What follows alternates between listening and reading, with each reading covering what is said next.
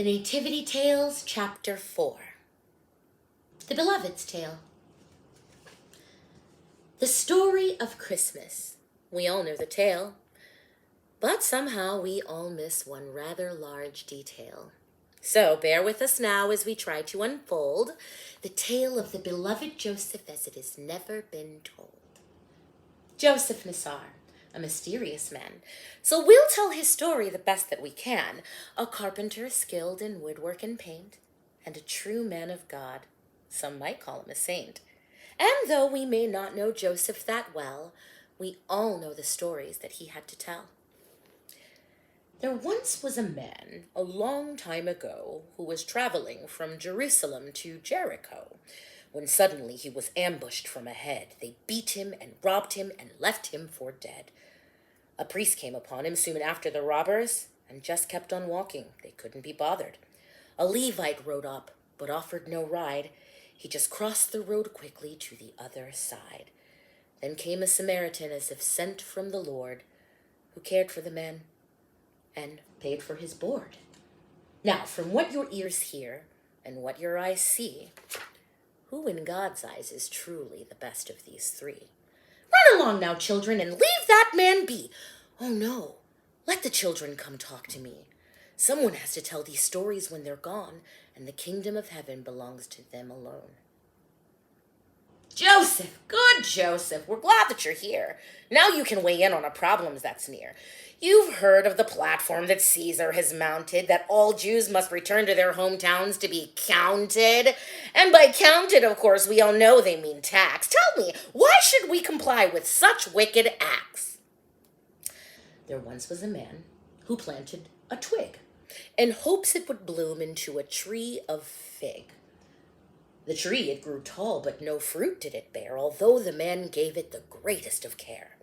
In a fit of frustration, he said to the vine keeper, "At this point it would be both less work and cheaper if we cut down this tree and planted another. A barren fruit tree should not be such a bother." The vine keeper replied, "Let's give it one more year. I'll tend to it and fertilize it, just to be sure." "You're meaning my brother?" You see, sometimes before we see our fruits mature, we have to put up with someone else's manure.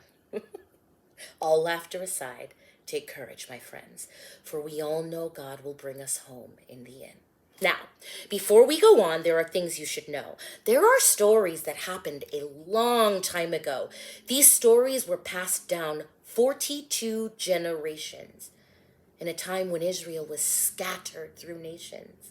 Their psalms, their prayers, their prophecies, their praise were a lamp to brighten the darkest of days.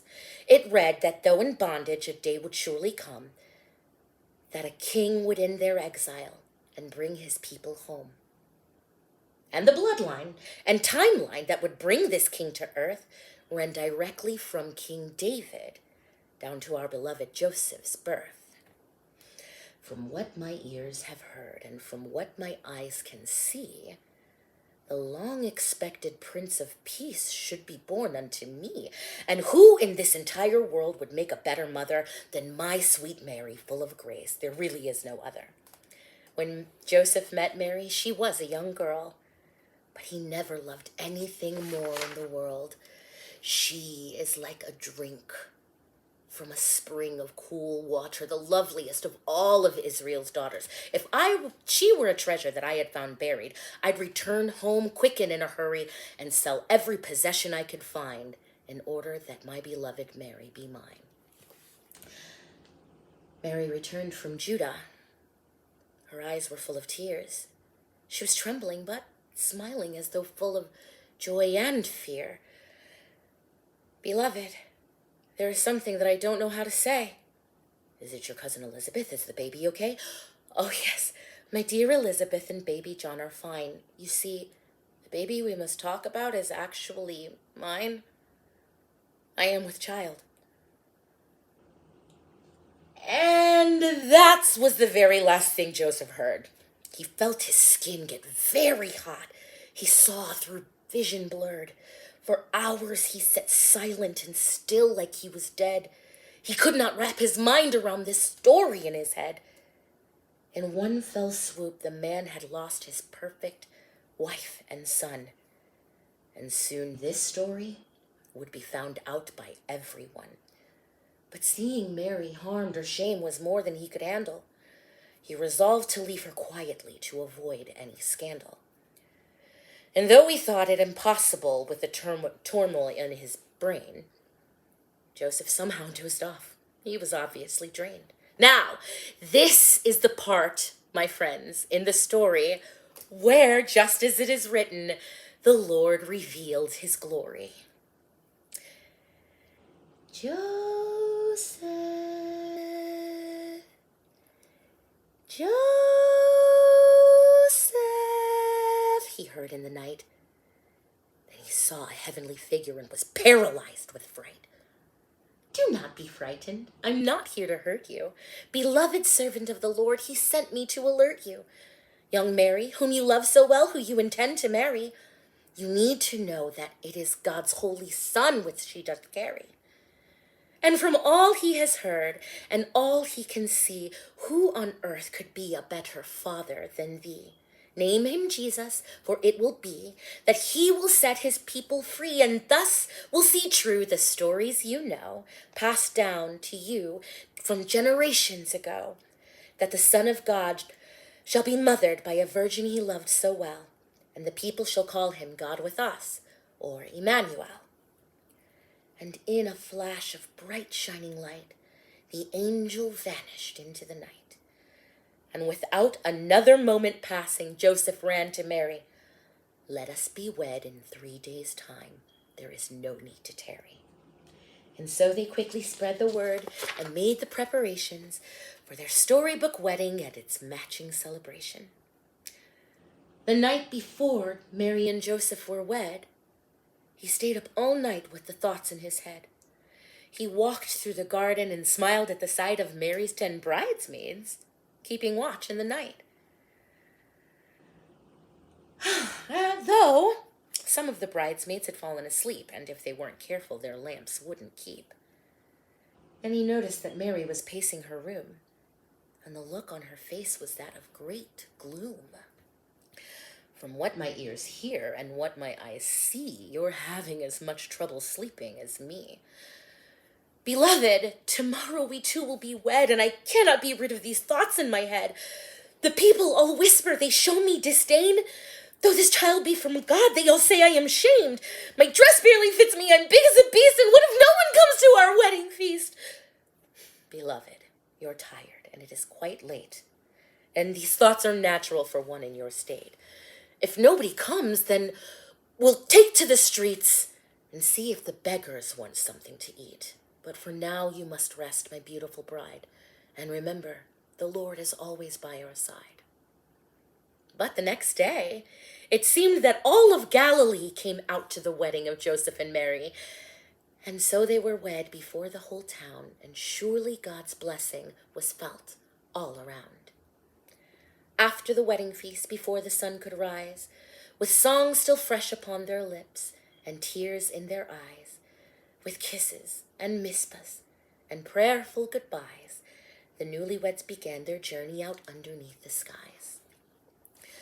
The road to Bethlehem is a jaunt, this is true, especially for a young woman traveling for two. But they knew God's protection would always be there, for precious was the cargo which they had to bear. After they arrived at Bethlehem's gate, the city was bustling, although it was late, and thus began the search for a place they could stay. But all of the inns promptly turned them away. The census has caused all the inns to sell out. And as Joseph was speaking, Mary let out a shout. I don't mean to alarm you, said the soon-to-be mother, but I must hit this moment. I can't wait another! Joseph hated seeing his beloved in pain. He would bear it all for her again and again. There's one more inn that we haven't tried. Be strong, my beloved. The Lord is by our side. My good sir, can you help us at all? We must find a room soon, no matter how small. I've come with my wife to the place of my birth, but I have not a family member on earth. And with no physician, I'm begging you, brother, I know my sweet Mary will soon be a mother. Unless at this moment I can't wait another. I have no more rooms, the innkeeper said. Though my tables be empty, I have no more beds. Well, I saw out back a cave and a shed. If the ground be dry, could we go there instead? There are animals out there, but also dry hay. If you don't mind the company, you're welcome to stay. Then the innkeeper gathered them blankets and sheets. He got them some water and something to eat, but before they could eat it, labor had begun, and not too long after, the baby had come. As Mary rested, for the day had been long, Joseph held the newborn Jesus and sang him a song. As the new family rested behind the little town hotel, the innkeeper showed some strangers in who had quite a story to tell. We've come from many miles away, from east, from south, from west, to meet the long-expected king and see that he is blessed. And the only thing more miraculous than our traverses afar is that for this whole journey we were led here by a star. So, blessed mother, we are honored to meet this child you bring, and return we honor you with gifts fit for a king. The priest, the scholar, and the king, after their story was told, bestowed upon the newborn gifts of frankincense, myrrh, and gold. Joseph said, "We don't know how to thank you for these gifts that you've bestowed us, your generosity, and all the love that you have showed us." The king said, "It's a pleasure to share the richness of our land. God did not give us talents just to bury them in the sand." When Mary and Joseph came back in the inn, there were more shining faces just there to meet them. A clan had arrived with a bounty of their best, and one shepherd had a story he had to get off his chest. While we were out in the hills last night, I noticed that something just wasn't quite right. I count my sheep twice, once at dusk, once at dawn. And at my count in the evening showed one sheep was gone. I tried to assure my panicky brother that while one was missing, the ewes would birth others, but nothing I said could change his mind. A good shepherd would never leave one behind. So we went to search for the sheep with great haste. And with nightfall upon us, we had no time to waste. So as we were searching, before our very eyes, a host of heavenly angels appeared in the skies. Their light was so brilliant, their voices so strong, that as long as I live, I'll remember their song. For unto us a child is born, and with that baby's birth, he brings the glory of God on high and peace to men on earth. Then after they vanished in a cave not too deep, we found not just one, but 2 sheep. The ewe had wandered away to give birth, and I was the happiest shepherd on earth. So I've brought you this lamb. Her name is Noel, in honor of the good news the angels did tell. Joseph was touched by the gift of the men, and holding back tears, he said unto them, "From what my ears hear, and what my eyes see, God's light is still shining so brightly in thee. Though you have recounted your tale with no pages, I'll make certain that this story lasts through the ages." And with that, they joined the others, who were also filled with praise. They ate, drank, and were merry on that merriest of days. Mary said, "The kindness you have shown us is no less than royal. You are like good seeds planted in the best of soil, like wedding attendants who kept their lamps trimmed, so that when the time came, the house wasn't dim. Our son will hear of the kindness you show, and if I can help it, the entire world will know." At the end of the night, after the night had ended, after the inn was clear, the new parents told Jesus the first story he'd ever hear. We hope you liked our story. We really have had fun unfolding how our most beloved tales all came from one.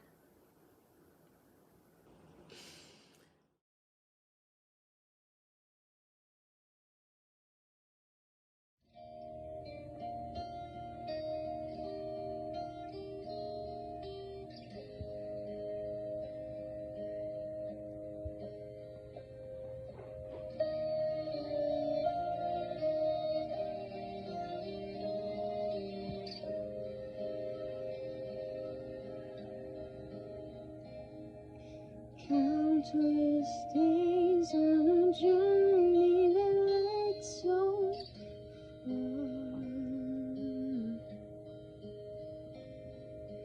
Endless nights they traveled to follow the star. They did not find a palace, just a humble village home. And searching for a king, but finding a child, no crown, no throne. Still they bowed down. Come, let us adore him. Oh, come, let us adore him. Oh, come, let us adore him. Expectation turned to mystery.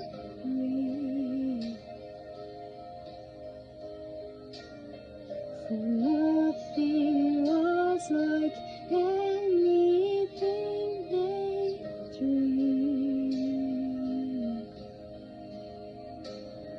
And his